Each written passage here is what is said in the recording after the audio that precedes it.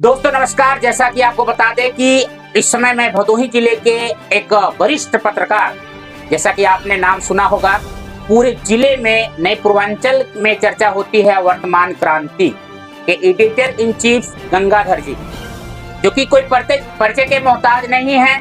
आज हम उनके ऑफिस में पहुंचे हैं और बात करने के लिए हमसे जुड़ेंगे।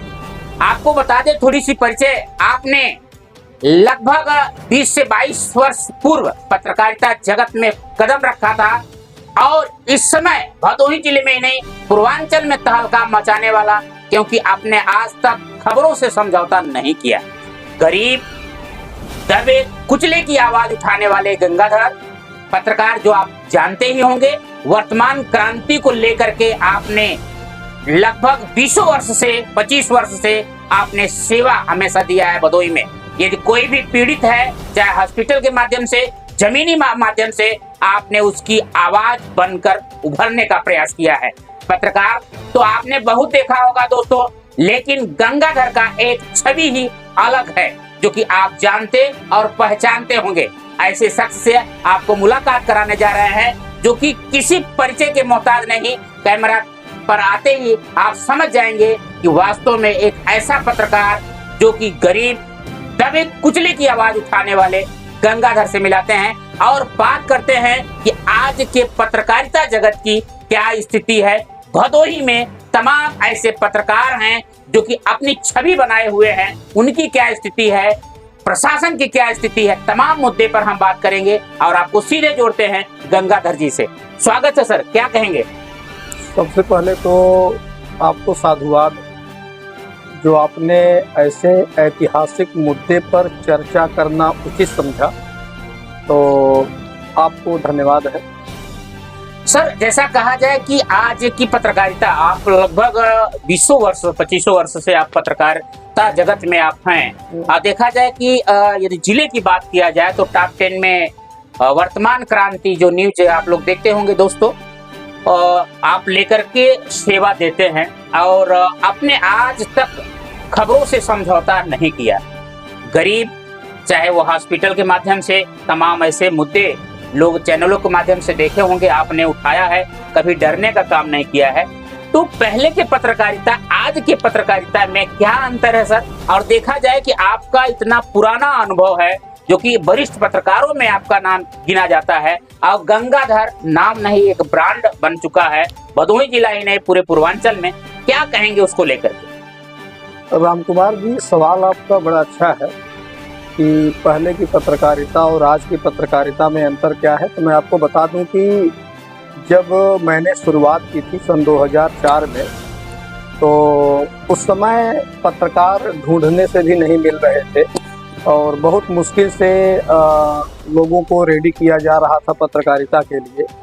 और आज की जो कंडीशन है, तो आज पत्रकार आप कह लीजिए कि पत्रकार नहीं रह गए हैं और छवि कुछ लोगों के कारण, तथाकथित पत्रकारों के कारण बहुत गिर चुकी है पत्रकारिता की। तो कंडीशन पहले की अपेक्षा बहुत ज़्यादा गड़बड़ हो गई है पत्रकारिता की। और बात करें तो पत्रकार वास्तव में अगर देखा जाए तो जब से सोशल मीडिया का ज़माना आया है, जब से हाथ में मोबाइल है लोगों के, तब से हर आदमी पत्रकार हो गया है। और स्वघोषित पत्रकार, यानी अपने आप को वो खुद ही कह दे रहे हैं कि हम पत्रकार हैं। और पत्रकार से भी बढ़कर लोग खुद को संपादक घोषित कर दे रहे हैं। कारण है कि जब से यूट्यूब आया है, तो यूट्यूब पे लोग अपना किसी एक मतलब भड़कते नाम से एक चैनल मतलब क्रिएट कर ले रहे हैं और इसके बाद वो खुद को संपादक घोषित करके और अपना शुरू हो जा रहे हैं। तो पत्रकारिता का मतलब ये नहीं है सर। हमने एक बार आपका एक वाक्य सुना था, कहीं आपने बोला था कि आज जिसके पास मोबाइल है वह भी पत्रकार है। इसका क्या मतलब? मैं देखिए, ऐसा है ना कि पत्रकार, पहले आप पत्रकारिता को मतलब लोगों को जानना चाहिए कि पत्रकार वास्तव में क्या है। जिसको हिंदी भाषा का ज्ञान नहीं है, व्याकरण का ज्ञान नहीं है, हलंत विसर्ग और तद्भव तत्सम जो भी हिंदी व्याकरण होते हैं उसका ज्ञान नहीं है, और लोग अपने आप को पत्रकार बता दे रहे हैं। जो जिनका ठेकेदारी का काम चलता है वो भी अपने आप को पत्रकार बता दे रहे हैं। जो राजनीति में सफल नहीं हो पाए हैं वो भी अपने आप को पत्रकार बता दे रहे हैं। जिनका कोई मतलब ऐसा व्यवसाय है जिसको ढांकने के लिए, जिस पर पर्दा डालने के लिए, वो भी अपने आप को पत्रकार बता दे रहे हैं। तो पत्रकार का मतलब ये नहीं है। पत्रकारिता की शुरुआत आप समझिए कि एक मिशन के रूप में हुई थी, और उस मिशन का मतलब ये था कि जो सत्य है, जो जनता की पीड़ा है, उसको हम सरकार तक पहुंचाएं। जनता की आवाज़ को सरकार तक पहुंचाने के लिए और जनता की समस्या को दूर करने की कोशिश करते हुए संघर्ष करने के लिए पत्रकारिता की शुरुआत हुई है। मगर आज मायने बदल चुके हैं राम कुमार जी। अच्छा, क्या कहेंगे सर, जैसे आपने एक बात कही कि वास्तव में पत्रकार का असली मतलब यही हुआ कि जनता की आवाज बनकर उभरना और अन्य अधिकारी तक, आला अधिकारी तक, संबंधित अधिकारी तक पहुंचाना। लेकिन कहा जा रहा है सर, आज भी जनता परेशान है। अधिकारी की आपके गांव में किस स्तर से इस समय चल रही है, चाहे जमीनी विवाद हो, चाहे जिस विभाग के मामले हो, और चाहे पुलिस विभाग हो, राजस्व विभाग हो, किसी विभाग में किस स्तर से करप्ट हैं या नहीं है, इस पर मैं पुष्टि नहीं करता हूं। जनता इस पर सवाल करे और स्वयं कमेंट के माध्यम से बताए। सर, क्या कहेंगे, जनता की आवाज किस स्तर से पत्रकार उठा सकते हैं? क्योंकि उन पर आरोप भी लगते हैं। दो पक्ष होते हैं सर, एक पक्ष और दूसरा विपक्ष। यदि पक्ष का लेते हैं हम खबर तो विपक्ष नाराज होता है, विपक्ष का खबर लेते हैं तो पक्ष नाराज होता है। तो इसको किस स्तर से कहा जाए? एक सबसे बड़ी सवाल होता है सर, हमेशा पत्रकार पर एक आरोप भी लगते रहते हैं कि उन्होंने जो है कि वसूली का काम किया। कहीं कहीं सच्ची खबर भी दिखाने का प्रयास किया जाए तो उस पर भी आरोप लगते रहते हैं। क्या कहेंगे इस पर सर? देखिए, जिसे आपने कहा कि एक पक्ष और विपक्ष होता है, तो पक्ष और विपक्ष का मतलब ये है कि जो पीड़ित है, जो मतलब जिसको सताया जा रहा है, जिसकी आवाज़ सरकार तक नहीं पहुंच पा रही है या अधिकारी उसकी आवाज़ नहीं सुन रहे हैं, तो ऐसे शख्स की आवाज़ पत्रकार को उठाना चाहिए। और अगर आरोप लगते हैं तो आरोपों की कोई मतलब परवाह नहीं करनी चाहिए, क्योंकि आरोप तो लगते ही हैं। भाई, जिसने कुछ करने का प्रयास किया गलती वही करेगा। तो अगर आप समाज को सुधारने चले हैं तो आप ये भूल जाइए कि लोगों का कमेंट क्या आ रहा है। और एक अभी आपने कहा कि मतलब करप्ट हैं, अधिकारी करप्ट हैं, या जनता के माध्यम से ये मतलब कि आवाज, सूचनाएं मिलती हैं कि काफी सारे अधिकारी करप्ट हैं। तो इसमें कोई संशय नहीं है आपकी बात में।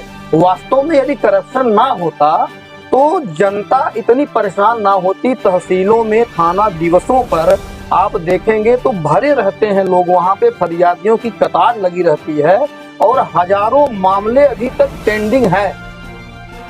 जनपद में हजारों मामले पेंडिंग है। इसका मतलब ठीक से काम नहीं हो रहा है। और जैसे आपने कहा कि जो अभी डीएम साहब आए हैं ये भी प्रयास कर रहे हैं, जो एसपी साहब हैं ये भी प्रयास कर रहे हैं, तो बड़े स्तर के जितने अधिकारी होते हैं वो अपने स्तर से प्रयास करते ही हैं। करप्शन छोटे स्तर से शुरुआत होती है, छोटे स्तर से शुरुआत होने के बाद फिर जो है बड़े स्तर तक पहुंचती है। और इसमें अगर मतलब करप्शन की बात करें और मामलों की बात करें तो भदोही में, हम चूंकि भदोही से हैं और भदोही के आप भी हैं, तो मुद्दा अगर भदोही का हम उठाएं तो 80% मामले राजस्व से जुड़े हुए आपके सामने आए, वो चाहे तहसील में हो चाहे थाने में है। अगर इन राजस्व के मामलों को हटा दिया जाए तो अपने जिले में कोई समस्या ही नहीं है। पुलिस विभाग बेहतर काम कर रहा है और जो भी अन्य विभाग हैं वो भी बेहतर ही काम कर रहे हैं। अब 10-20% समस्या होना कोई समस्या नहीं है, क्योंकि समस्याओं का कोई अंत नहीं है, तो समस्या रहेगी ही रहेगी। अगर 80% राजस्व के मामलों को हटा दिया जाए तो आपका जनपद अन्य जनपदों की अपेक्षा बेहतर। अब देखिए, आप बात को समझिए कि यदि आप वास्तव में पत्रकार हैं तो अगर आप गरीबों की हक की लड़ाई लड़ रहे हैं, न्याय का अगर आप बीड़ा उठाए हुए हैं, तो आप इस बात को भूल जाइए कि सुरक्षा क्या है। और जहाँ तक सुरक्षा की बात है तो आज तक भारत के इतिहास में पत्रकारों की सुरक्षा और सुविधा के लिए भारत सरकार ने कुछ ऐसे नियम कानून नहीं बनाए हैं जिससे पत्रकारों की सुरक्षा हो। कहने को तो जो भी मुख्यमंत्री जी हैं, हमारे योगी जी हैं, इनका आदेश है कि पत्रकारों की सुरक्षा की जाए, इनकी बात मानी जाए। अगर ये कोई खबर दिखा रहे हैं तो उस पर कार्रवाई होनी चाहिए। और अगर पत्रकारों की मतलब व्यक्तिगत अगर कोई समस्या है तो थाने पर सुनवाई हो, जो भी अधिकारी हो सुनवाई करें। मगर ये केवल कागज में चल रहा है, हकीकत में थोड़ा सा इससे इतर होता है।